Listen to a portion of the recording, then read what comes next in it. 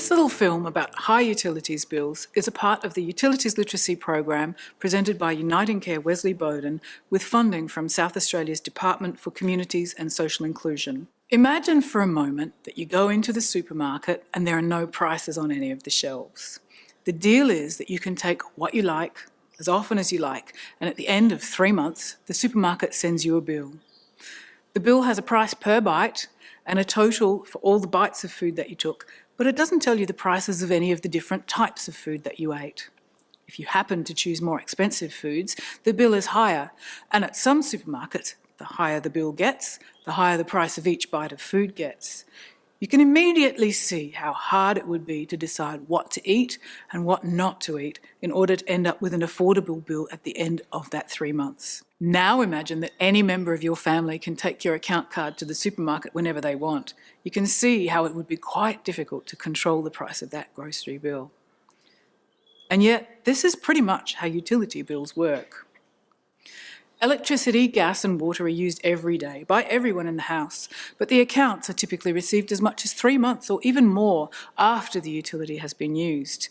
Also, as utility use can be relatively invisible and quite hard to see, it can be difficult to connect our day-to-day patterns of use with the bills that we get just 4 times a year.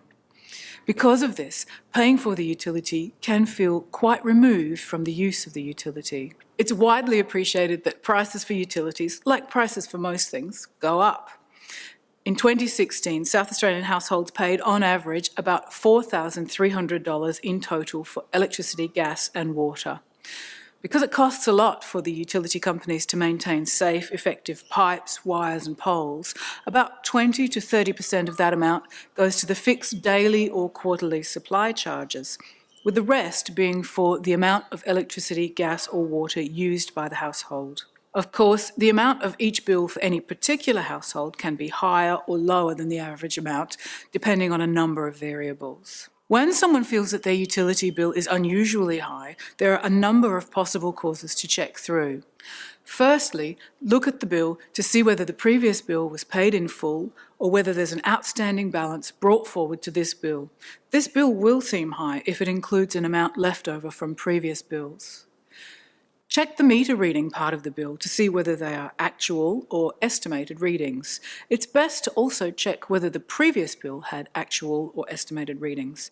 Meter readings can be estimated if the meter reader can't get access to the meter, and this can mean that the bills don't closely reflect the actual usage of the household.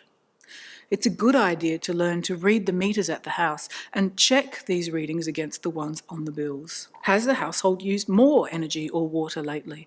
Look for the part of the bill that compares the current usage with previous usage to see whether the amount has increased.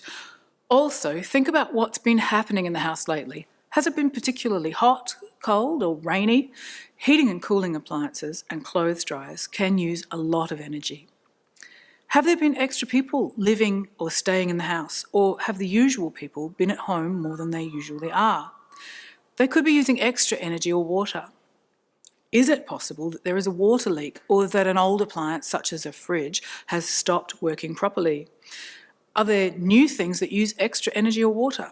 A new pool or a fish tank, a newly planted garden or lawn can increase energy and water usage. Again, reading the meters yourself can help you to work out how much you use when you fill a pool or run an air conditioner. If you're still puzzled, find out about getting someone to come and do a home energy audit. Another reason for a higher bill could be that there are account establishment fees or late payment fees included. Some energy contracts give you a significant discount if you pay on time, which you lose if you miss the due date. Perhaps the prices or tariffs have increased. You can check the price per unit of usage against older bills to see whether prices have gone up. The bill will also show whether the tariffs have changed, though this can be quite confusing to read. Generally, the detailed breakdown towards the back of the bill will show the dates on which tariffs changed and the amounts of the tariffs before and after the change.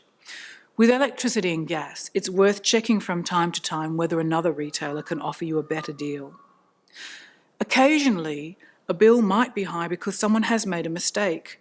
If you think you've spotted an error on the bill, contact the retailer first and ask them to fix it. If they're not helpful enough, you can contact the Energy and Water Ombudsman for assistance. If you think you won't be able to pay a utility bill by the due date, it's important to contact the retailer to let them know. From there, you can negotiate an extension or a payment plan, or ask to join the retailer's hardship program for more support. You may be eligible for some concessions from the state government. If you need more help, look for a financial counsellor. They are free and can talk to your utilities retailers on your behalf. The more we practice reading our utility bills each time they come, the better we can get at understanding the costs, spotting mistakes, and checking our usage before debt gets out of hand.